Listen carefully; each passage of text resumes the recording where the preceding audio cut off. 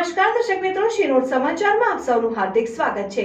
અંકલેશ્વર તાલુકાના અંદાડા સામોરથી મુતાલી ગામ તરફ જવાના રોડની બાજુમાં આવેલ ઝાડી ઝાંકરાવાળી જગ્યામાંથી કોઈ અજાણ્યા ઈસમનો હત્યા કરાયેલ મૃતદેહ મળી આવતા ચકચાર મચી। અંકલેશ્વર તાલુકાના અંદાડા સામોરથી મુતાલી ગામ તરફ જવાના રોડની બાજુમાં આવેલ ઝાડી ઝાંકરાવાળી જગ્યામાંથી કોઈ અજાણ્યા ઈસમનો હત્યા કરાયેલ મૃતદેહ મળી આવવાના મામલે ભરૂચ ક્રાઇમ બ્રાન્ચ પોલીસે 2 આરોપીને ઝડપી આગળની વધુ તપાસ હાથ ધરી છે। મળતી માહિતી અનુસાર ગત તારીખ 14મી એપ્રિલ 2024ના રોજ અંકલેશ્વર તાલુકાના અંદાડા સામોરથી મુતાલી ગામ તરફ જવાના રોડની બાજુમાં આવેલ ઝાડી ઝાંકરાવાળી જગ્યામાંથી કોઈ અજાણ્યા ઈસમનો ઇજાગ્રસ્ત હાલતમાં હત્યા કરાયેલ મૃતદેહ મળી આવ્યો હતો। જે મામલે અંકલેશ્વર બી ડિવિઝન પોલીસ સ્ટેશનમાં ફરિયાદ નોંધાઈ હતી। જે ફરિયાદને આધારે ભરૂચ એલસીબી પોલીસે બનાવ સંદર્ભે વધુ તપાસ હાથ ધરી હતી।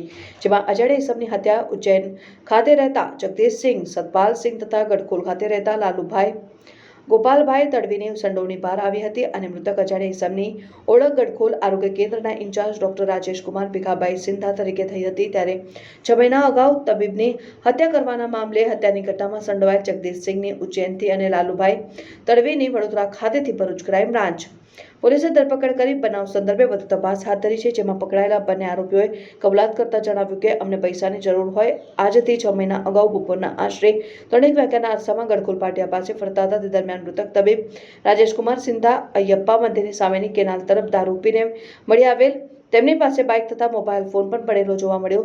જેથી તબીબને લૂંટી લેવાના ઈરાદે બાઇક ઉપર બેસાડી આગળ લઈ જઈ બાઇક અને મોબાઈલ પડાવી લેવાનો પ્રયત્ન કર્યો।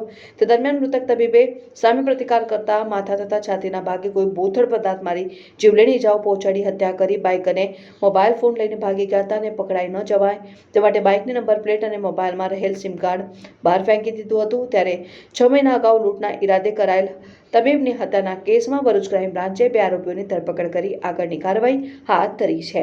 રિપોર્ટર મુકેશ વસાવા, શિનોર સમાચાર ન્યૂઝ, અંકલેશ્વર। થોડા સમય પહેલા Ankleshwar B division police station વિસ્તારમાં એટલે કે લગભગ 5મા મહિનામાં ડોક્ટર રાજેશકુમાર ભીખાભાઈ સિંધા કે જે સરકારી ડોક્ટર છે તેમની લાશ મળી હતી।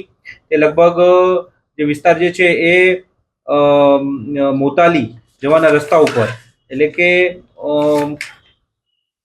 અંદાડા સમોરથી મોતાલી ગામ તરફ જવાના રોડની બાજુએ ઝાડી ઝાંખરામાં બોડી મળેલ હતી।